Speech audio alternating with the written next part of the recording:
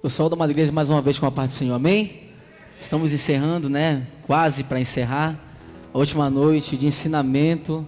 E gostaria de chamar os agradecimentos à coordenação, né? Que está na frente desse curso teológico, irmã Michele e irmão Gessilei, que nos fez esse convite. Somos honrados de estar aqui louvando e adorando o nome de Jesus. Glória a Deus. Amém, igreja? Você pode ficar sentado, mas feche teus olhos aí mesmo, tá bom?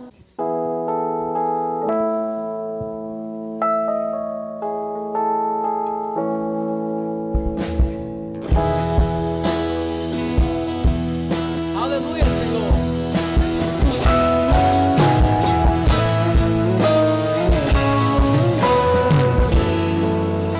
Cante assim, ó. Quem vê meus olhos não sabe as lágrimas que derramei. Quem vê meus pés não sabe os espinhos que pisei. Se ouvir minha voz, não sabe as vezes que eu me calei pra não sofrer. Minhas mãos não sabe as batalhas que travei, e o meu sorriso que muitas vezes eu disfarcei. Por fora um livro com as marcas que a vida escreveu. Escuta só.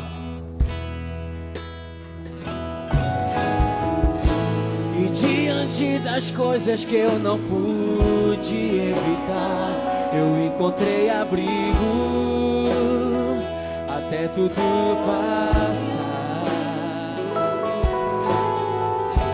Na vida tenho tempo pra sorrir e pra chorar, mas em tudo eu vejo as mãos do meu Deus a me guardar.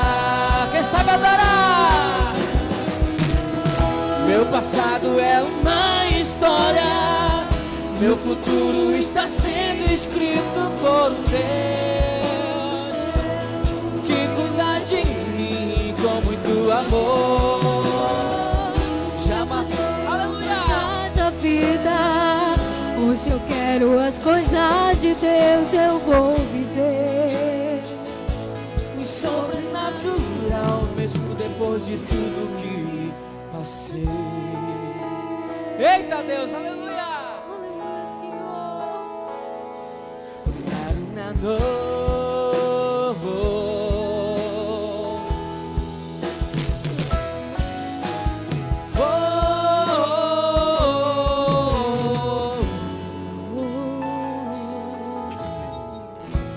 E diante das coisas que eu não pude evitar, eu encontrei abrigo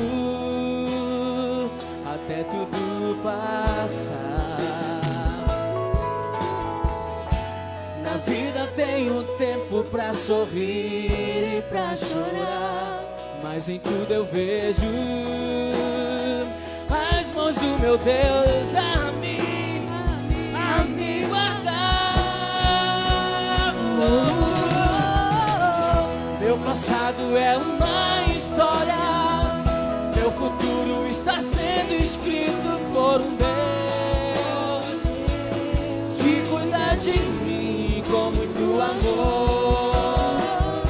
Já passei por coisas da vida, hoje eu quero as coisas de Deus, eu vou viver o sobrenatural mesmo. Cante assim, ó. Meu passado é uma história, meu futuro está sendo escrito por um Deus que cuida de mim com muito amor. Já passei por coisas na vida, hoje eu quero as coisas de Deus, eu vou viver o sobrenatural mesmo depois de tudo que passei. Viva hoje. Aleluia. Se não deu lá atrás, Você ainda tem tempo para viver o sobrenatural de Deus na tua vida. Aleluia! Quem pode glorificar esse Deus? Glória a Deus, aleluia, Senhor.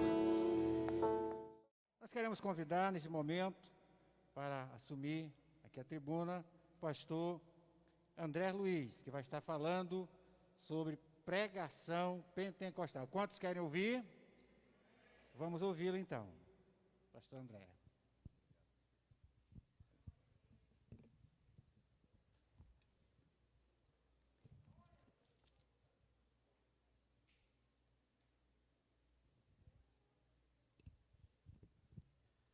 Eu sou da Igreja com a Paz do Senhor Jesus.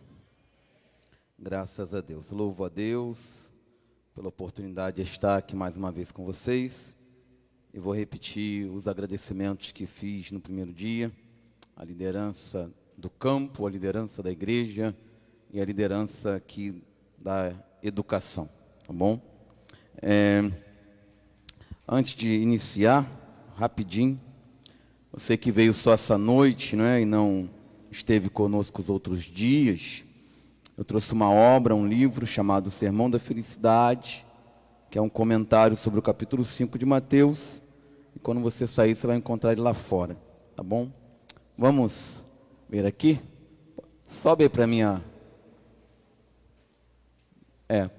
só um minutinho. Eles vão subir ali o slide.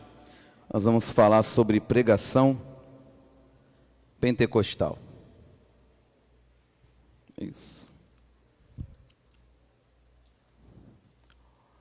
Bom, deixa eu começar enquanto ele está colocando lá.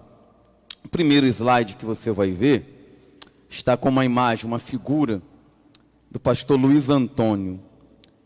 O pastor Luiz Antônio morreu em 2007, naquele acidente onde um avião em São Paulo, não me lembro o aeroporto corretamente, na hora da aterrissagem ele não conseguiu frear e todos os passageiros morreram. E o pastor Luiz Antônio também morreu. Eu usei a figura do pastor Luiz Antônio porque, se ele não é unanimidade, ele é quase unanimidade, tanto na questão da piedade, quanto na questão de ser uma referência da pregação pentecostal.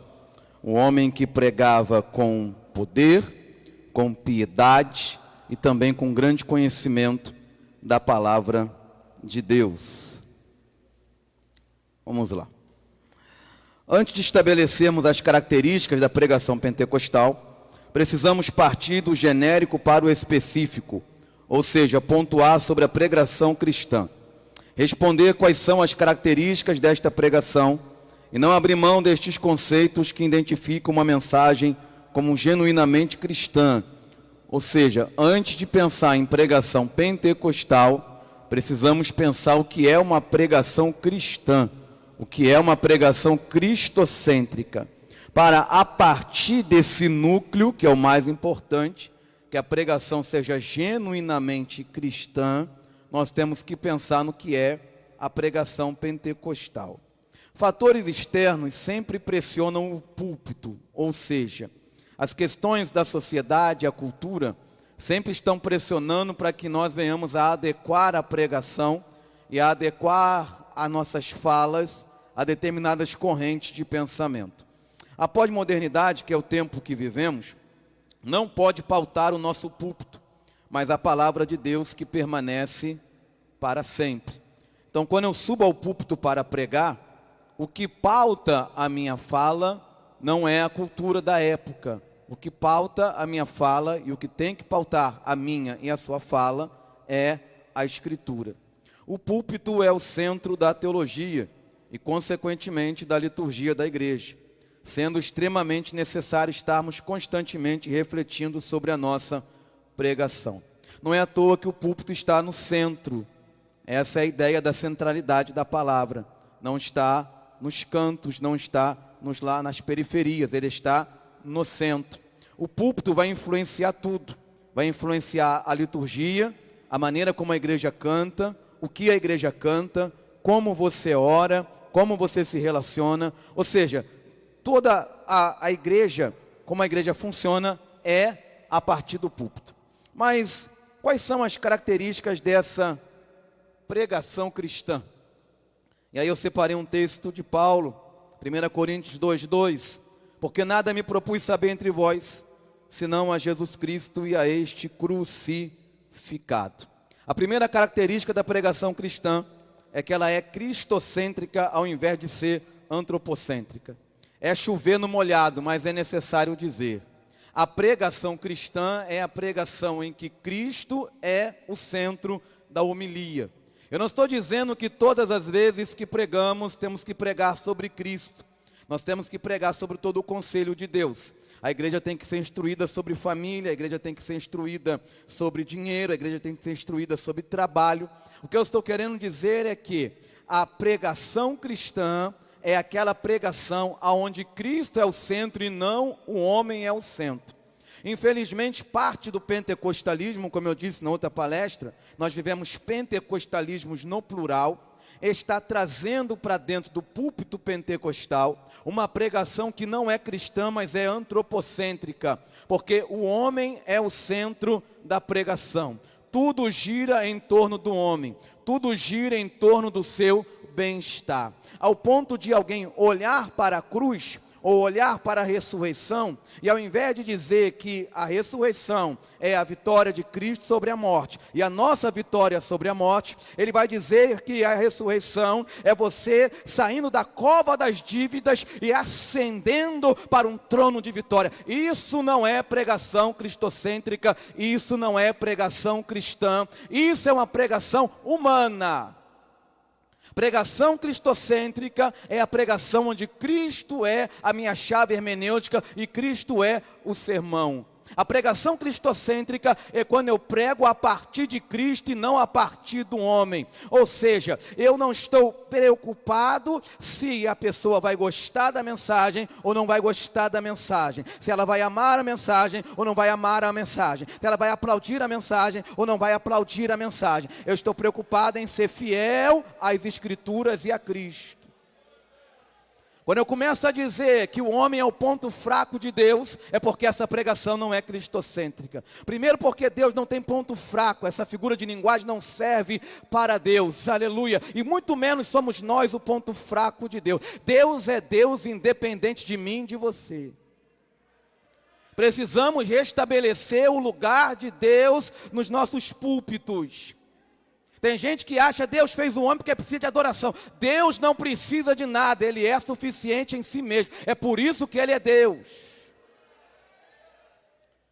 Segundo ponto, a pregação cristã, e no caso pentecostal agora, é uma pregação que anda dentro do que a gente chama de quadrilátero pentecostal. Ainda que não é o pentecostalismo que vai criar isso, mas eu não vou aqui entrar na questão histórica, mas é o pentecostalismo que vai usar isso.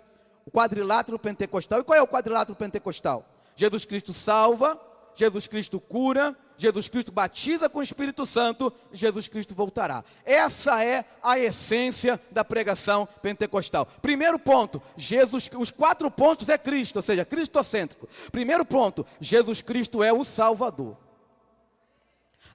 O centro da mensagem cristã e também da mensagem pentecostal é Cristo como Salvador, arrependimento de pecados, perdão de pecados e salvação. O teu principal problema, o meu principal problema nunca será financeiro, nunca será a saúde. O principal problema da humanidade se chama pecado. O homem é pecador, é depravado e precisamos de um grande Salvador, e esse Salvador é Cristo Jesus. Uma igreja que prega sobre tudo, mas não prega a salvação, talvez não seja mais uma igreja. Porque a salvação é a principal mensagem. Não é possível que eu pregue de forma itinerante, e pregue o ano todo, e pregue 30 mensagens, e pregue 50 mensagens, e pregue 100 mensagens, e nunca pregue sobre Cristo. Não é possível. A mensagem cristã, o nome já diz, é Cristo. Cristo salva, Cristo cura. É a mensagem da Jesus o mesmo ontem, hoje e eternamente. Cristo batiza com o Espírito Santo. E eu vou falar desse ponto de forma específica mais à frente. Mas essa ainda é a pregação pentecostal. Ele batiza com o Espírito Santo. Mas essas mensagens parece que estão sumindo dos nossos púlpitos e sendo substituídas por mensagens antropocêntricas. Enchemos os nossos púlpitos pentecostais do coaching, da mensagem do treinamento, da mensagem de eu te ensinar a vencer. E enquanto isso, o espaço das coisas essenciais vai sumindo. E o último ponto do quadrilátero: Jesus Cristo voltará. Precisamos pregar sim sobre a importância da palavra de Deus para uma vida de bem-estar na terra. Mas, contudo, precisamos continuar dizendo que o nosso alvo não é aqui. O nosso alvo é Canaã celestial. Somos peregrinos nesse mundo, estamos de passagem. O nosso alvo é a eternidade. Quando eu me converti, a mensagem da vinda de Cristo era uma das mensagens mais pregadas em nossas igrejas. Eu me lembro que tinha uns CDs que a gente ficava até com medo, que aterrorizava, falando da vinda de Cristo, e aquilo me causava um temor, me causava um medo, e eu ia orar e dizia: Senhor, eu não quero ficar, Senhor, eu quero subir. Mas hoje, parece que nós estamos esquecendo de pregar que Ele voltará. Ou fazemos isso apenas quando chega o tempo de pandemia, e depois quando as coisas vão bem, a economia se equilibra, as coisas parecem que estão normal, aí nós temos agora vamos continuar pregando apenas vida cotidiana. Terceiro ponto da pregação cristã: pregar Cristo e não Moisés. A pregação cristã é Cristo. Lembra de Pedro? Façamos 3 tendas. Uma para ti, uma para Moisés, uma para Elias. Uma voz veio do céu e disse: este é meu filho amado, a ele ouvi. Eu prego Moisés quando eu prego mais a lei do que a graça. Eu prego Moisés quando eu prego o Antigo Testamento, mas não uso Cristo para ressignificar o Antigo Testamento, como Cristo fazia. Lembra do que ele disse? Assim como Moisés levantou a serpente no deserto, o Filho do Homem será levantado. Mas muitas vezes permitimos que as nossas mensagens se tornem como as mensagens dos Gálatas, uma mensagem mosaica. Moisés parece que está tomando o lugar de Cristo. Nós queremos nos judaizar e enchemos o pentecostalismo dos ritos judaicos, dos aparatos judaicos. Nós somos gentios e o Espírito Santo veio sobre nós como gentios, e nós precisamos apenas da cruz. Nada propus a saber entre vós, senão a Cristo e a este crucificado. Moisés tem o seu lugar, mas Hebreus vai dizer que anteriormente, tendo falado pelos pais, pelos profetas, nos últimos dias, Ele nos falou pelo Filho. Quando você subir ao púlpito, não é, aleluia, Moisés que vai falar, quem vai falar é Cristo. E ainda que eu leia um texto de Moisés, ou leia um texto dos profetas, ou leia um texto dos apóstolos, é sempre Cristo que está falando. Quarto ponto: a pregação cristã é uma pregação de conversão e não de adesão. A pregação genuinamente cristã é uma pregação preocupada em convencer, em trazer metanoia, e não é uma pregação de adesão. O pregador não é um vendedor de um produto que sobe no púlpito para dizer: eu monto o combo que você quiser, porque o cliente sempre tem razão. Não é isso. A pregação cristã não está preocupada com estatísticas. Eu vou pregar porque quero que enche. Eu vou pregar o que vira. Eu vou pregar o que o povo gosta. Lembra de Jesus? Quando ele disse que era o pão da vida, e disse: quem tem que comer a minha carne tem que beber o meu sangue. O texto vai dizer que muitos dos seus discípulos, muitos, Evangelho de João, foram embora. Aí Jesus começou a chorar, ficou deprimido, disse: eu tenho que mudar a mensagem, não é possível, tinha tanta gente. É isso? Não. Ele virou para o seu discípulo e disse: vocês querem ir embora também? Porque a mensagem é essa: conversão e não adesão. O pentecostalismo cresceu pregando a palavra de Deus. Palavra de Deus gera crescimento. Eu não preciso pregar uma palavra para gerar adeptos, mas convertidos. Porque senão, aleluia, vira esse pentecostalismo que tem em alguns lugares em que é um inchaço, a igreja está cheia, mas de gente adepta a uma ONG, a um clubinho religioso, mas não tem metanoia, não tem transformação, não tem espírito, não tem vida. É conversão, não é adesão. Se precisar diminuir, diminui, mas a fidelidade permanece. Último ponto da pregação cristã: santidade. A pregação cristã é uma pregação de santidade, de graça, de perdão, mas de transformação, novidade de vida. As coisas velhas se passaram e tudo se fez novo. Como pecaremos nós ainda se já estamos mortos para o pecado? Quando falo de santidade, não estou falando de uma santidade estereotipada, não é isso. Estou falando de santidade no sentido bíblico da palavra. Pregação cristã é santidade. Pregação cristã é contra a cultura. Se for para pregar e falar o que o mundo lá fora fala, então não é mais pregação. É outro nome. Mas hoje, muitas das vezes, somos tentados e pressionados a acomodar a nossa mensagem a um estilo light, a um estilo que não confronta, a um estilo que não magoa, a um estilo que não machuca, não incomoda, não fala disso, aleluia. Mas a Bíblia é uma mensagem também de santidade. Santidade que não é gerada por mérito, é gerada pelo Espírito, é graça de Deus, mas é fruto, como o professor Magno falou, há um fruto daquele que é nascido no Espírito. Precisamos continuar pregando santidade, porque é pelos frutos que se conhece a árvore. É por isso que temos pentecostalismos, entre aspas, aonde há muito poder, mas quando você vai olhar é um farisaísmo, é sepulcro caiado, é bonito por fora, mas podre por dentro. Não é um poder genuíno, porque não é um poder que transforma. É um poder teatral, é um poder, aleluia, apenas externo, mas lá dentro não houve mudança e transformação. Temos que continuar pregando santidade, para ser uma pregação cristã, genuína. Vamos entrar na pregação pentecostal.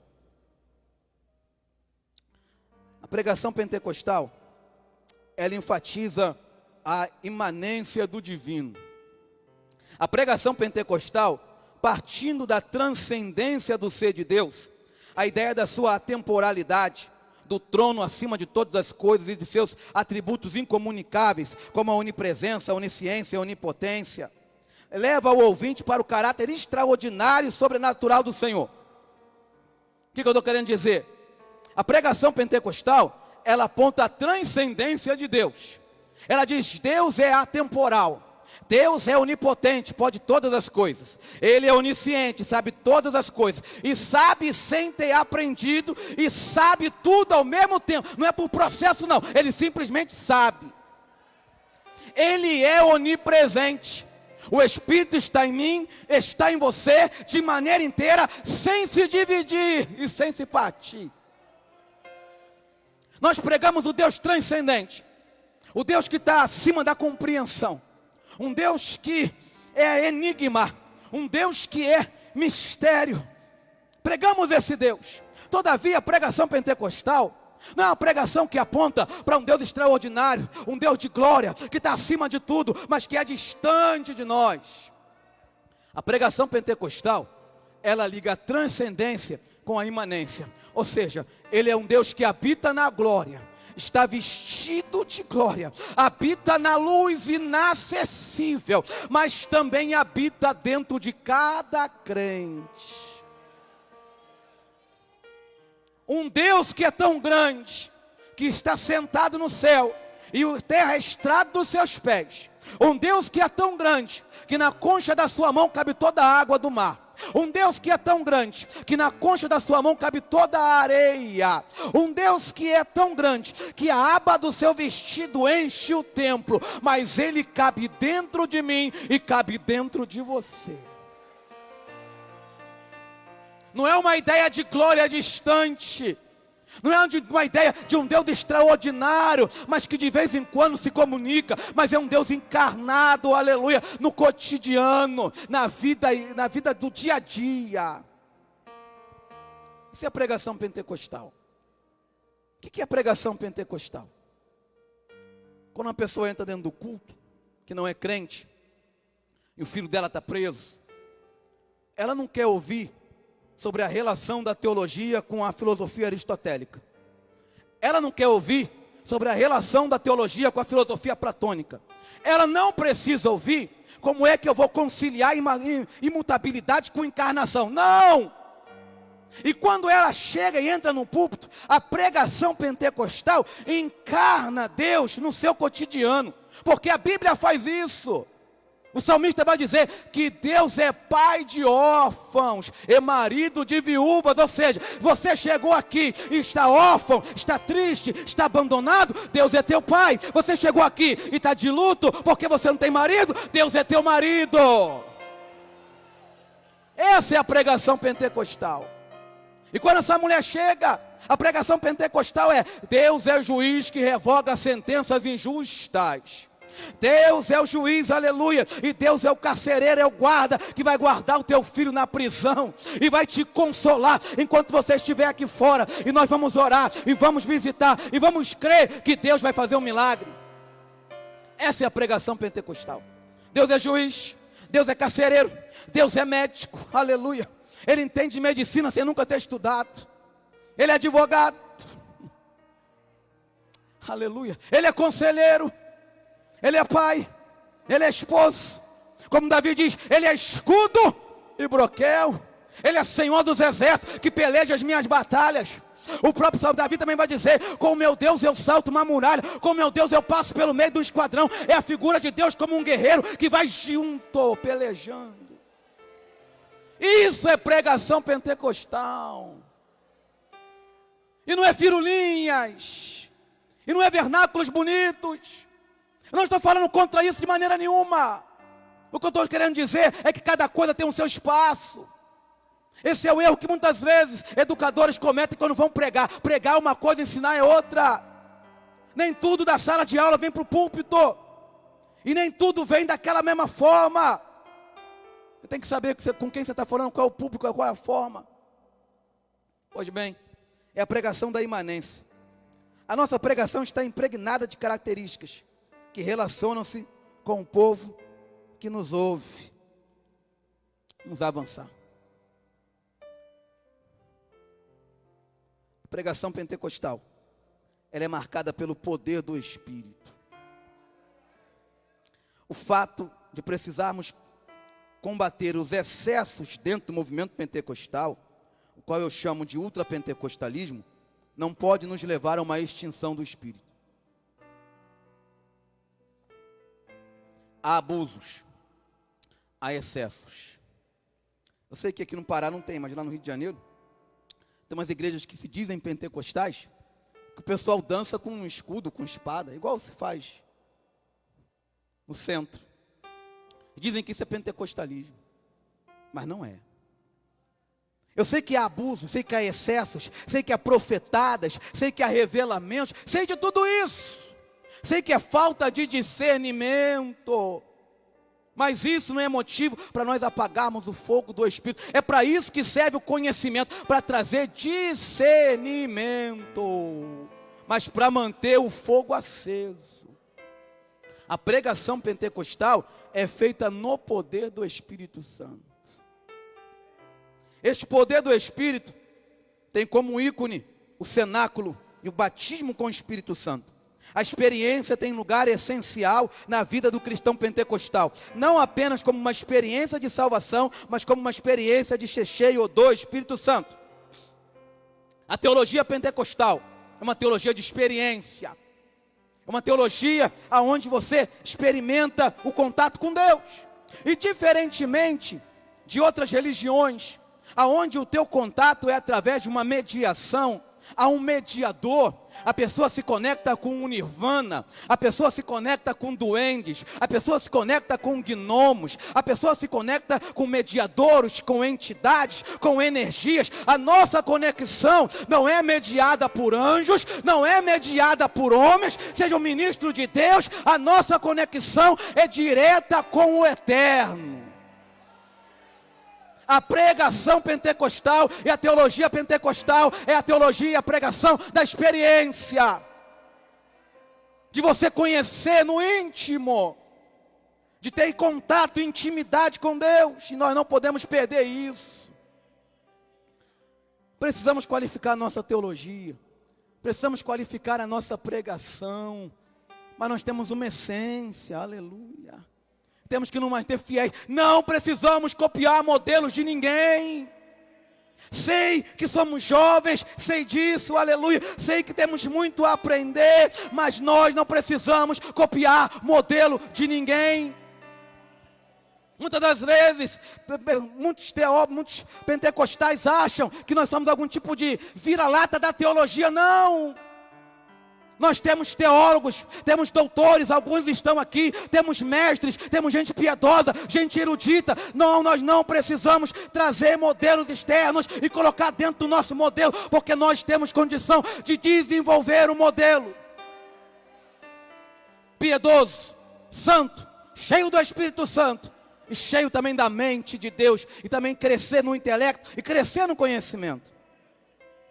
Poder do Espírito. Eu citei aqui algumas frases hoje, à tarde com as irmãs. John Wesley já dizia: ponha fogo no seu sermão, ou ponha o seu sermão no fogo. Há uma outra que eu não sei se é Bonds, eu acho que é. Pregadores mortos pregam sermões mortos, e sermões mortos matam. Pregação não é só articulação de palavras. Pregação não é só argumentos convincentes. Pregação não é só domínio da retórica. Pregação não é só eloquência no falar. Pregação não é apenas isso. Pregação é poder do Espírito. Porque tem gente que tem eloquência, que tem vernáculo, mas que você dorme porque não tem vida. Não tem vida. Eu gosto de ouvir pregações bem elaboradas. Eu gosto de ouvir pregações, aleluia, que bem trabalhadas. Mas se alguém pregar a palavra de Deus com simplicidade, com limitação, e ele estiver ali cheio do Espírito Santo, eu recebo.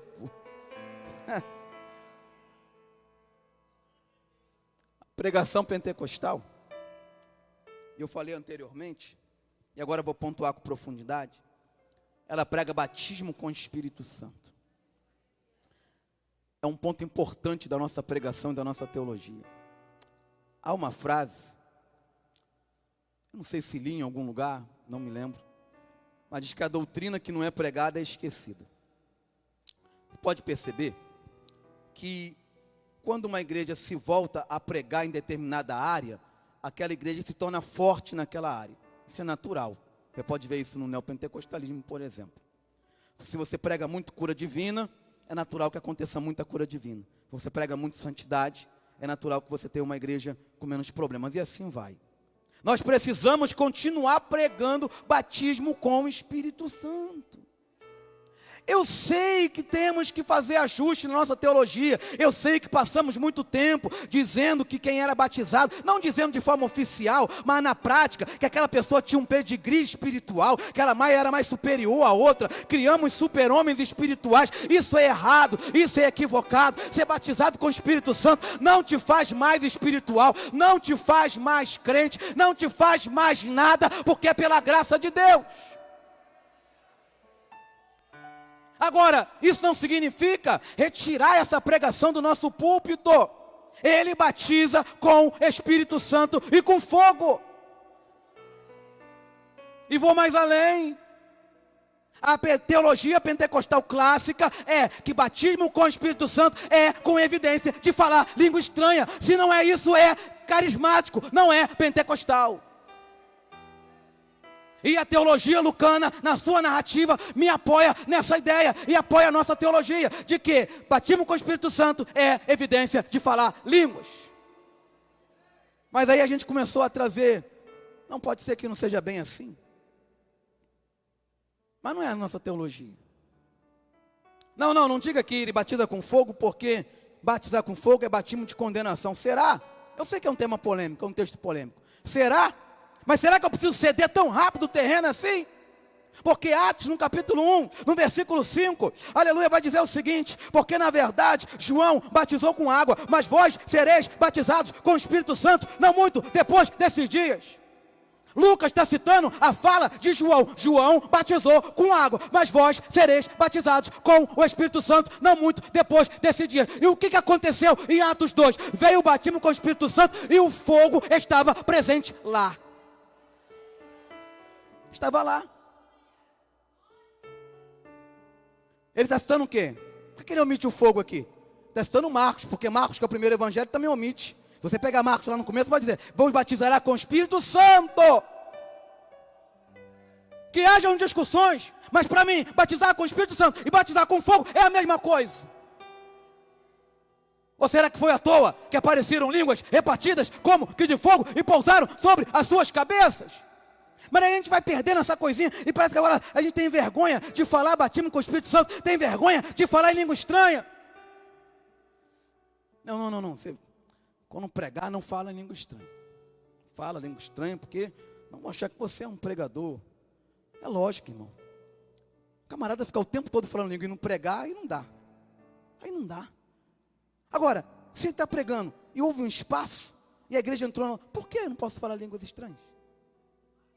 Não é pentecostalismo? Se Azusa, como é que era?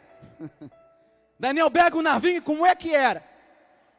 Até antes disso, Magno falou do Antônio Eduardo, como é que era? Precisamos pregar batismo com o Espírito Santo. Dizer, ele ainda batiza. E mesmo hoje, no culto de ensino, ele pode te batizar. Eu fui batizado com o Espírito Santo dormindo. De madrugada eu acordei, senti um calor aqui no peito, exatamente no coração. Mas eu sabia que não era um infarto, mas eu não tive nenhum sonho. Eu acordei muito assustado e senti aquele negócio queimar. E parecia que tinha que sair. E eu abri a boca e disse, glória a Deus, aleluia. E ali eu comecei a falar em línguas estranhas com Deus. Não é em alguns pentecostalismos onde o camarada ensina a falar língua estranha. Abre a boca aí. Isso é conversa fiada. Mas Deus ainda batiza com o Espírito Santo. Ainda batiza. Mas às vezes não dá nem gosto mais de pregar batismo com o Espírito Santo, igreja pentecostal. Você prega, diz assim, vem à frente ser batizado. Vem 2 ou 3, quando vem? Você diz, será que eu estou pregando numa igreja sensacionista? Vamos para o próximo ponto.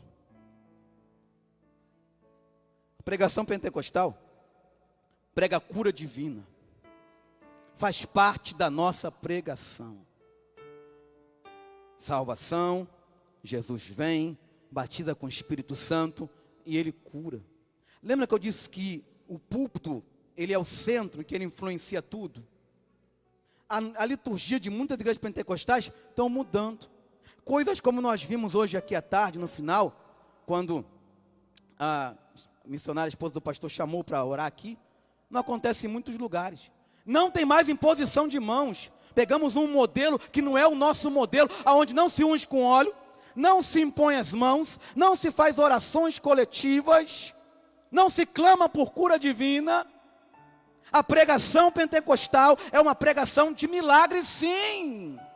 Pregamos milagres, e sem vergonha, e sem pudor, porque seria impossível, mais de 100 anos de igreja pentecostal, pregando milagres se não acontecesse milagre, pregando cura se não acontecesse cura, pregando libertação se não acontecesse libertação, pregando batismo se Jesus não batizasse. Ou seja, nós pregamos porque Ele faz.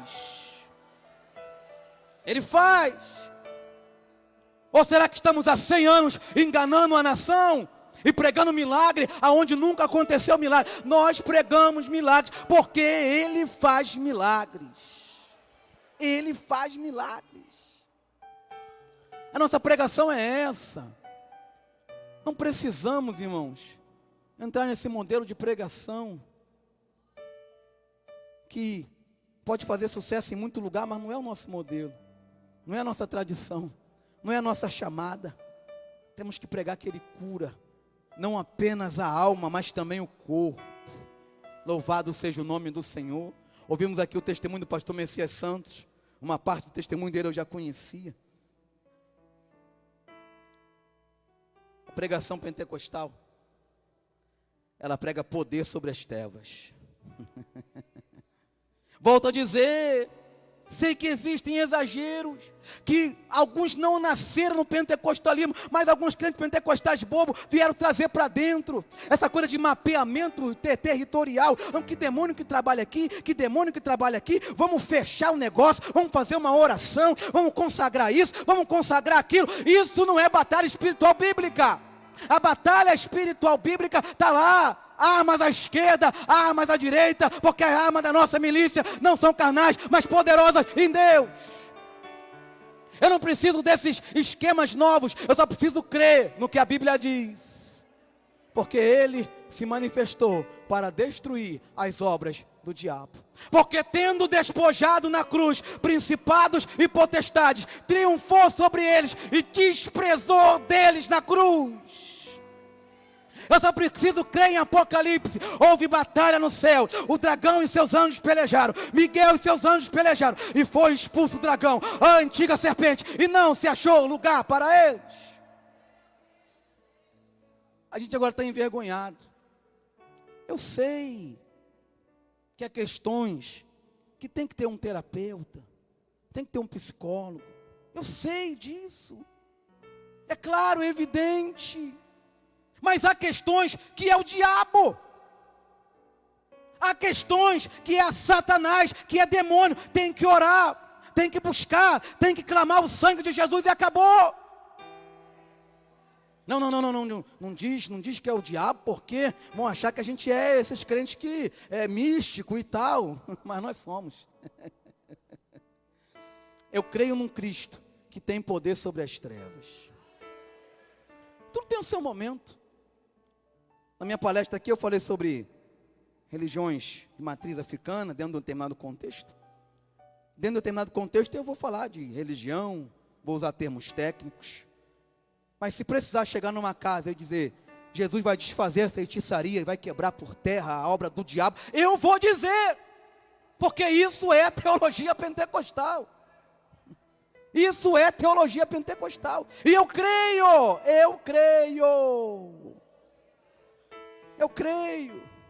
num Deus que liberta do opressor. Jesus vai dizer, aleluia, que você tem, que ninguém expulsa o valente, se não tiver um valente mais valente do que ele.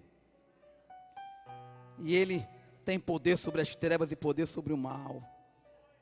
E essa mensagem é nossa.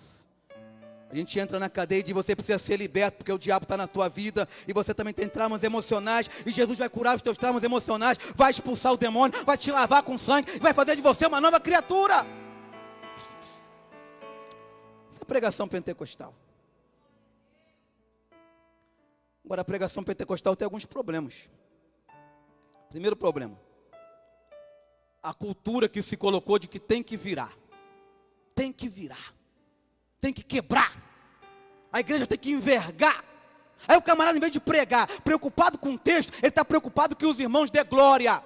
Se você quer aprender a ser realmente um pregador de excelência, aprenda a pregar em qualquer circunstância. Não importa se a igreja dá glória ou não dá glória. O que importa é se você está pregando a palavra de Deus com fidelidade. Você não tem que pregar para virar. Você tem que pregar a palavra e Deus faz o que Ele quiser fazer, da forma que Ele quiser. Mas se colocou essa cultura. Até porque muita gente convida e diz, ó, tem que virar. Quando eu vou pregar, eu desconfio. Quando um pastor chega perto de mim e fala assim, dá lugar, eu já sei que ele está me achando com cara de frio e está querendo que eu vire o negócio. Eu falo, Deus tem misericórdia de mim. Ô, meu irmão, não coloca esse peso sobre as tuas costas, não. Você tem que pregar. Vai ter dia que você vai pregar muito bem e ninguém vai se salvar. E vai ter dia que você vai estar sem inspiração, não vai pregar nada, Jesus vai salvar uns 40, e você vai sentar e vai falar, como é que aconteceu isso? É assim, porque é Ele que faz. A gente se prepara, mas é Ele que faz. Não se obrigue a ter que ter resultado nenhum, você só tem que pregar. Eu acho engraçado alguns pregadores, eles pregam mensagem de exortação e ficam assim, está difícil dar glória, né, irmão? Quando é vitória você dá glória. Mas, irmão, a mensagem de exortação geralmente é para entristecer, não é para alegrar.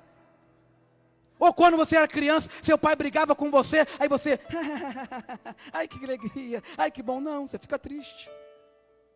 Então quando você está pregando em exortação, naturalmente o povo fica assim.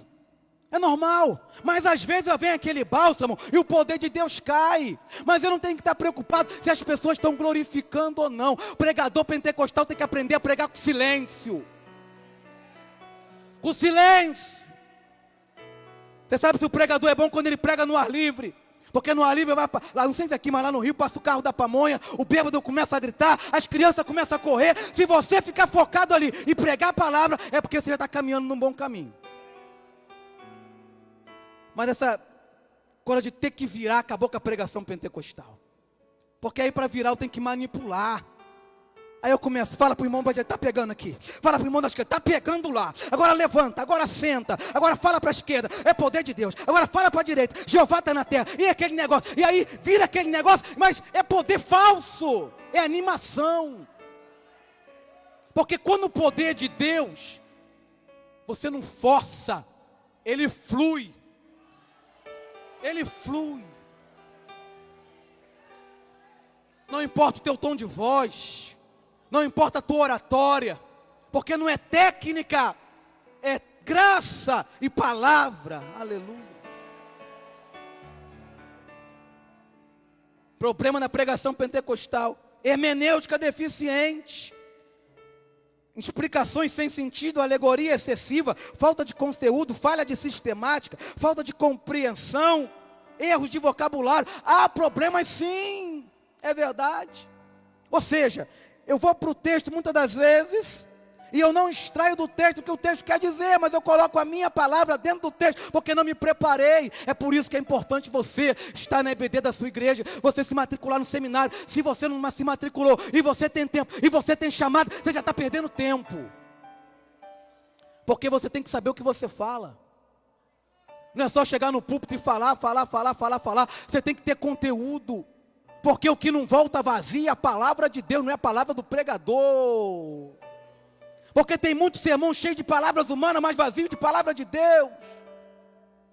Precisamos melhorar a nossa compreensão, precisamos buscar mais, precisamos ter mais qualidade nos nossos púlpitos. Isso é uma realidade, irmãos. Uma realidade. Me perdoe aqui desabafar, mas há pregadores que são ruins demais. E celebrados, famosos. E você pensa, será que esses pastores que convidam esses camaradas não entendem de Bíblia?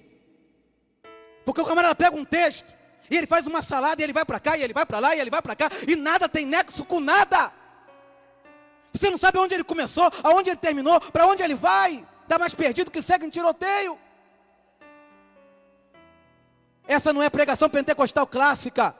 Daniel Berg, aleluia, estudou. Gunnar Wiggen estudou. A pregação pentecostal clássica é uma pregação cheia do poder, mas equilibrada. Tem que ter palavra. Eu não estou dizendo que todo mundo tem que ser erudito. Eu não estou dizendo que todo mundo tem que ser mestre. Mas você tem que saber o que você fala no púlpito. Conjecturas que deturpam o texto. Excessiva valorização de pregadores em detrimento dos mestres. Então você tem uma valorização excessiva dos pregadores e uma desvalorização dos professores. Então uma igreja que faz muitos pregadores, uma parte que não são bons, e faz poucos mestres para a necessidade que tem. Valorize os teus professores, valorize os teus mestres, e valorize a oportunidade que você tem aqui de aprender. Porque Deus já tem feito e vai continuar fazendo dessa igreja um celeiro de professores, de ensinadores, de mestres, de teólogos, de pregadores, que vão estar não apenas no Pará, mas vão sair pelo Brasil afora. Eu creio nisso. Problema da pregação pentecostal: pregador que não quer estudar, só pega a Bíblia para pregar, só pega a Bíblia para fazer sermão. Gente que não tem igreja, que não tem pastor, que nunca foi na EBD, nunca sentou num seminário. E a culpa não é só dos pregadores, mas é culpa nossa, que muitas vezes não valorizamos o púlpito da nossa igreja como deveríamos valorizar. Você quer pregar? Você tem que estudar a palavra de Deus. Tem que meditar na palavra de Deus. Tem que gastar tempo com a palavra de Deus. Porque quando você entra na igreja, cansado do trabalho, querendo ouvir uma palavra de Deus, você não quer ouvir alguém que fica ali contando história. Ah, irmão, que eu viajei para cá, que eu viajei para cá, que eu fui ali, que eu fui aqui, e conta história para cá, e pererê, pererê, pará, passa meia hora e não tem nada. E você vai embora vazio. E naquele dia você precisava tanto falar, tanto ouvir a voz de Deus. É uma responsabilidade muito grande subir no púlpito, muito grande. Tem gente que entra pensando em se matar. Tem gente que entra em crise, tem gente que entra morta espiritualmente, e você ali é o canal e o instrumento de Deus. Procura apresentar-te a Deus como obreiro aprovado, que não tem do que se envergonhar, mas que maneja bem a palavra da verdade.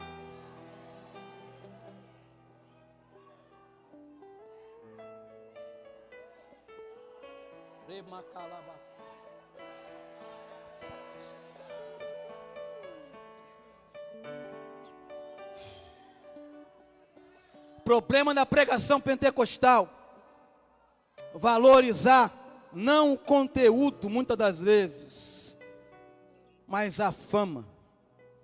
Você não foi chamado para ser um pregador famoso. Você foi chamado para ser fiel às Escrituras. Tem muita gente famosa que não prega nada, e muita gente anônima que tem fidelidade e que está aqui nessa noite e prega a palavra com verdade, e Deus te usa. A fama não é medida para pregador. Isso não é parâmetro espiritual, isso é carnal. Isso não é do Espírito.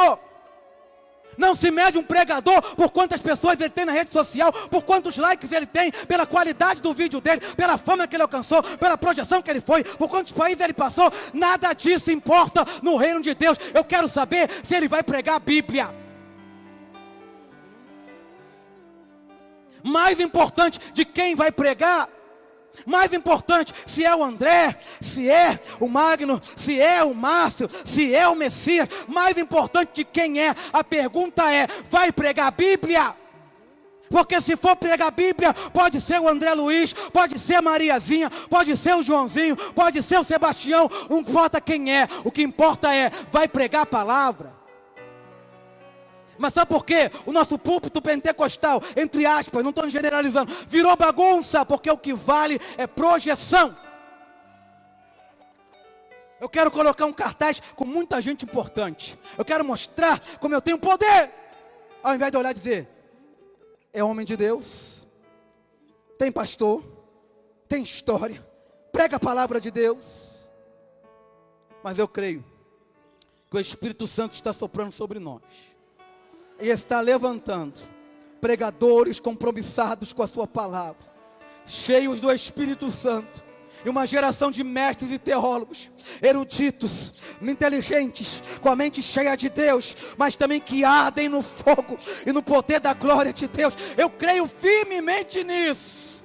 E aquilo que é palha vai sair, e aquilo que é fogo estranho vai sair, e vai permanecer aqueles que são de Deus.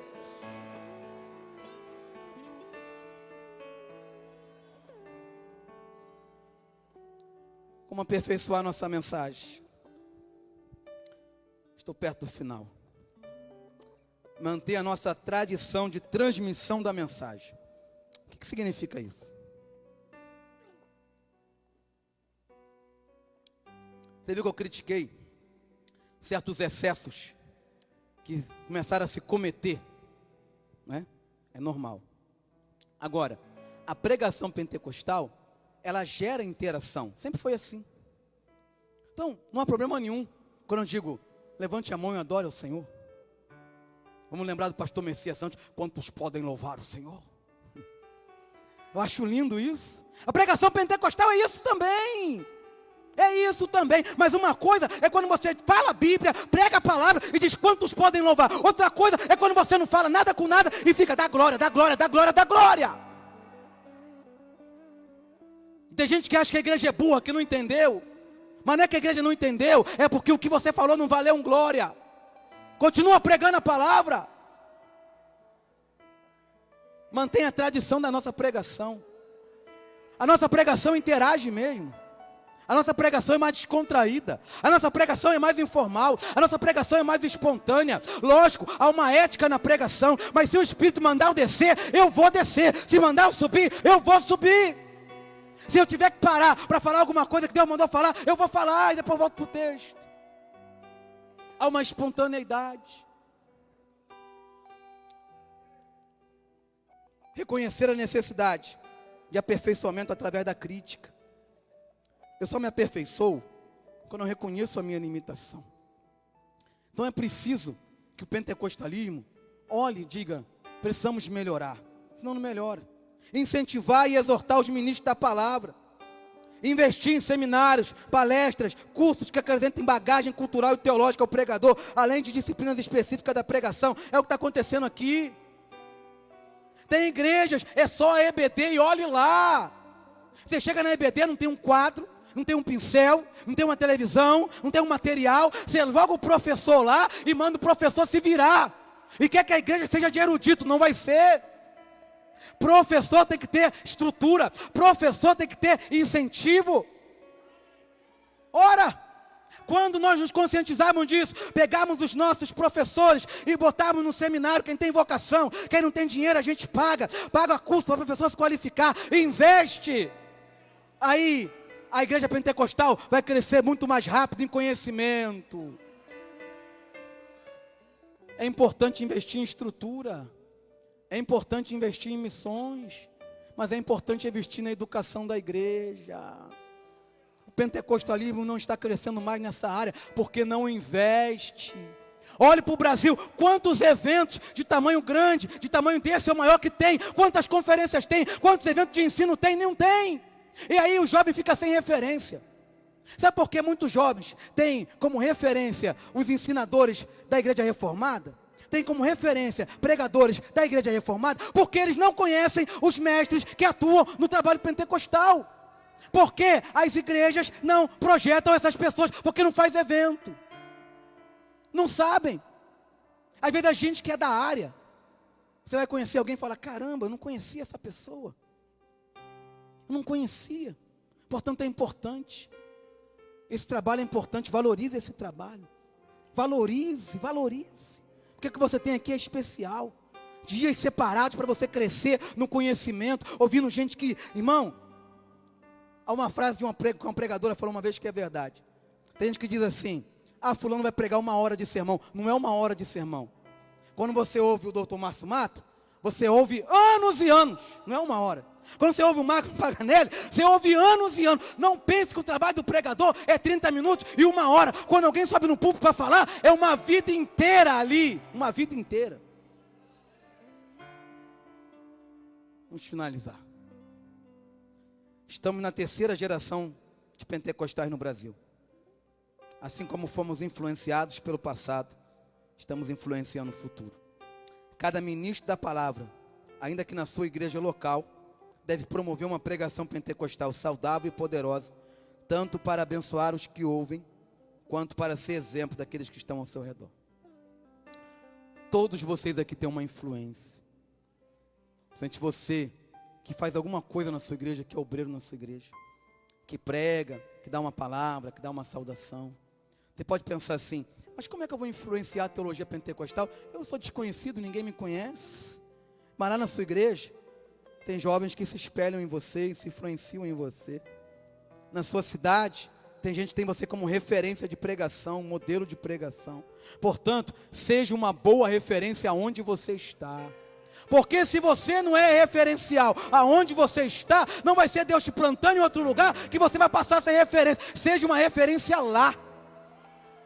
Você é pastor de igreja, seja uma referência no teu púlpito. Você é professor de escola dominical, seja uma referência na tua sala de aula. E aí nesse raio pequeno de influência, você vai afetar, e essas pessoas vão afetar outras. E a pregação pentecostal vai crescer. Última frase. Tenhamos consciência da grande responsabilidade de perpetuar o legado da pregação pentecostal, tão rica em sua história e qualidade. Tem muita gente boa atrás de mim. Tem muita gente boa atrás da gente na teologia, lá atrás. Eu olho para trás e vejo gigantes. Tem muita gente na área da pregação, como eu citei o pastor Luiz Antônio. A nossa responsabilidade é pegar um legado muito importante e perpetuar esse legado. Que o Senhor Jesus Cristo, pelo seu poder e através do seu Espírito Santo, possa nos dar a graça de nós não desperdiçarmos essa oportunidade e não entregarmos para a próxima geração uma igreja que esteja numa condição abaixo da que recebemos, mas que sejamos fiéis à herança que recebemos em nome de Jesus. Quem pode aplaudir ao Senhor nessa noite?